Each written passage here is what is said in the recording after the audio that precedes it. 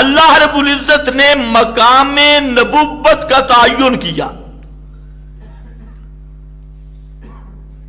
اور اس میں لفظ آیا پورا قرآن انبیاء کی شان و عظمت بھی قائم رہے اور الوہیت کی شانیں بھی اپنے مقام پہ قائم رہے، تو اس کے لیے ایک لفظ قرآن نے چنا ہے عبد کا،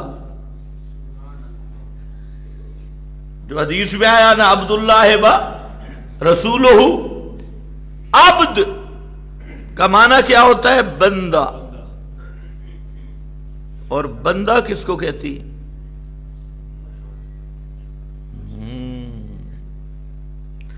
بندے کا کیا معنی ہے؟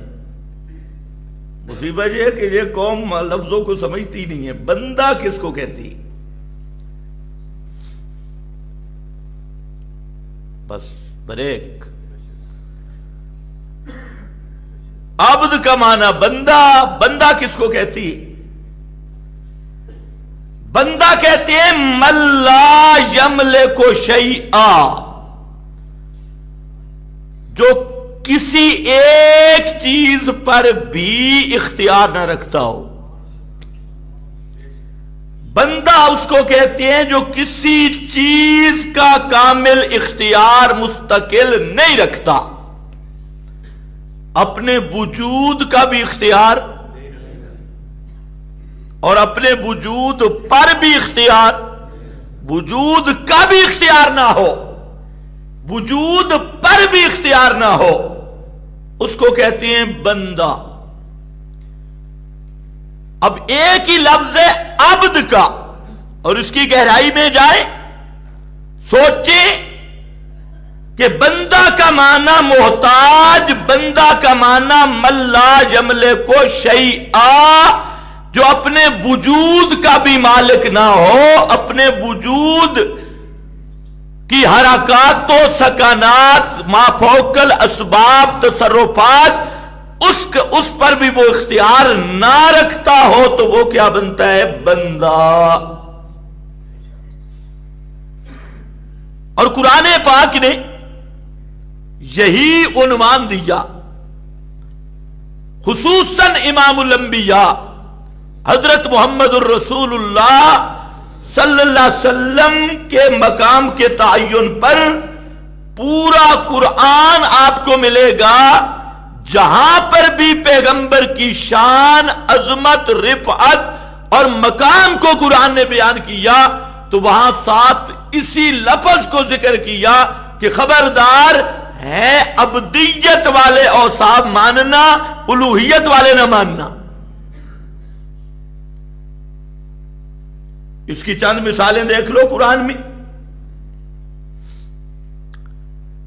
پیغمبر کو سب سے بڑی شان عروج اور رفعت کا ایک مقام، مقام معراج ہے، اور یہ آپ کی وہ خصائص میں سے کہ کسی دوسرے نبی کو بھی یہ درجہ حاصل نہیں ہوا۔ عالم بیداری میں جاگتے ہوئے مسجد حرام سے مسجد اقصی اور مسجد اقصی سے سدرۃ المنتہا اور جنت کی سیر کر کے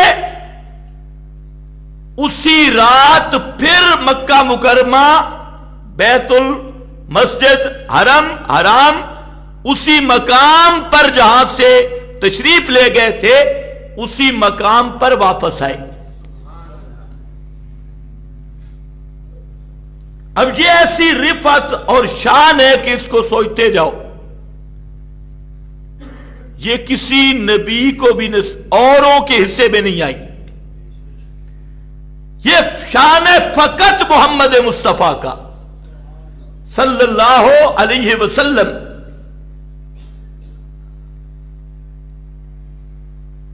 شاید آپ نے میری بات کچھ سمجھی ہے، کچھ نہیں سمجھی۔ میں نے کہا کتنا وقت لگا تھا؟ رات کا بھی کچھ حصہ. اللہ ہدایت دے آپ کے خطیبوں کو، خصوصاً ڈسکو خطیبوں کو. انہوں نے دین کی صحیح خدمت کی. وہ یہ کہہ رہا تھا وہ معراج والی رات 50,000 سال کی رات تھی. ایک گدھے کہیں کے. دوسرا ایک ڈنگر کہہ رہا تھا ڈسکو خطیب کہ اللہ نے کائنات کو جام کر دیا، ٹریفک رک گئی، زمین آسمان کو جام کر دیا. جاہل زمانہ یہ جام کرنا ہوتا تو لیلن کا کیا معنی ہے؟ اس میں قرآن کیا بتانا چاہتا ہے؟ حالانکہ اسرا کا معنی، اسرا کا معنی بھی رات میں سیر کرنا، رات میں سفر ہے. اور اس اسرا کے آگے لیلن لگایا تو یہ لیلن کا کیا معنی بنتا ہے؟ کائنات جام ہو گئی، نظام رک گیا. گدھے کہیں کے. اس کا مطلب ہے کہ قرآن کے الفاظ بھی نہیں دیکھے اور پھر نام کرتے فلانے بزرگ نے کہا. بزرگوں کے ذمہ بھی جھوٹ. آج کل یہ بھی ایک فیشن ہے کہ جتنا بڑا جھوٹ بولو تو کہہ دو بزرگوں سے سنا ہے. اب کس نے تحقیق کرنی ہے کون تھا بزرگ؟ کس نے کہا گواہ کیا ہے؟ بزرگوں سے سنا ہے. بس گلی میں بات ہو رہی تھی. دین ایسے ہے کہ دکان پہ بات ہو رہی تھی، اڈے پہ بات ہو رہی تھی، فلانے بزرگ نے کہہ دیا، آواز آئی اور خواب آیا اور بزرگوں سے سنا. اس کا نام دین ہے؟ تو دین کے ساتھ مذاق کیا. کوئی کائنات کو جام نہیں کیا گیا، کوئی ٹریفک نہیں رکی. یہ نواز شریف یا عمران خان کی آمد نہیں تھی کہ پاکستان بند ہو گیا. یہ بلانے والے کا کمال ہے. وہی رات تھی اور پیارے پیغمبر کو بیداری کی حالت میں روح مال جسد مسجد حرام سے مسجد اقصی بیت المقدس اور بیت المقدس سے سدرۃ الجنت. یہ جو خطیب آگے کا واقعہ بیان کرتے یہ بھی جھوٹ بولتی. جی آپ عرش پر پہنچے. وہ ڈاکٹر قادری تو کہتے ہیں پھر جفیاں پا کے ملے بھی سے. گدھیا یہ وہ بن گیا، وہ یہ بن گیا. عرش پر ایک ہی مستوی عرش ہے کما علی کو بشانی. آپ کی معراج ہوئی عرش کے نیچے تک، جنت تک. عرش والا ایک ہی ہے، دوسرا کوئی عرش پہ نہیں. اور جتنے آگے خطیب آپ کو تکے سناتے ہیں، اللہ نے فرمایا میرے پیغمبر کیا لے کے آئے، کیا لے کے آئے، اور پھر عاجزی لے کے آیا، التحیات للہ. یہ سب خطیبوں کی گپیں ہیں. اس پر کوئی صحیح سند سے حدیث موجود نہیں. انہوں نے زمین پہ بیٹھ کے سارے اندازے لگا لیے. سب سے بڑا مقام معراج ہے عالم بیداری میں. شان ہے، مقام ہے. لیکن یہاں شبہ پڑنا تھا لوگوں کو کہ ایک رات میں اتنا بڑا سفر،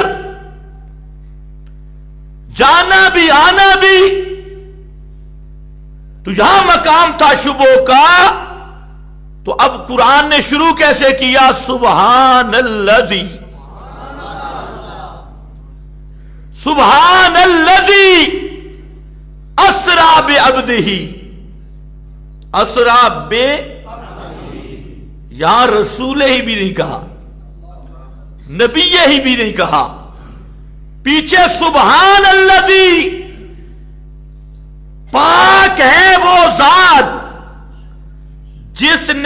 سیر کرائی اپنے بندے کو تاکہ کسی کو دھوکہ نہ لگے. بندہ زمین پہ تھا، وہ بندہ تھا اور وہ سبحان تھا. یہ بندہ اور وہ سبحان. سبحان کا معنی شریکوں سے پاک، حصے داری سے پاک، تجزی تقسیم سے، کمزوریوں سے، نیند اونگ موت سے پاک. وہ پاک تھا، مخلوق کی مشابہت سے پاک. اور جانے والا کون تھا؟ عبد. لے جانے والا کون تھا؟ سبحان. اور جب واپس آیا تو اوحا الی عبدہ ما اوحا. جانے والا پھر بھی بندہ رہا، لے جانے والا پھر بھی شریکوں سے پاک تھا. یہاں مقام کیا بتایا؟ بے عبدہ، عبدیت کو بیان کیا. اور عبدیت کا معنی ذہن میں رکھو، عبد کا معنی جو اپنی جان کے ہر انگ میں محتاج ہو، کامل محتاج، منگتا، فقیر، محتاج. فرق یہ ہے کہ پیغمبر فقیر کس کے دروازے کا ہوتا ہے؟ اور اللہ کے دروازے کا فقیر ہونے سے بڑا فخر کوئی نہیں ہے، بڑا مقام کوئی نہیں ہے. تیرے میرے دروازے کے فقیر ذلیل ہوتی ہے، اور اللہ کے دروازے کا مانگت فقیر محتاج اس سے بڑا عزت والا کوئی نہیں ہوتا.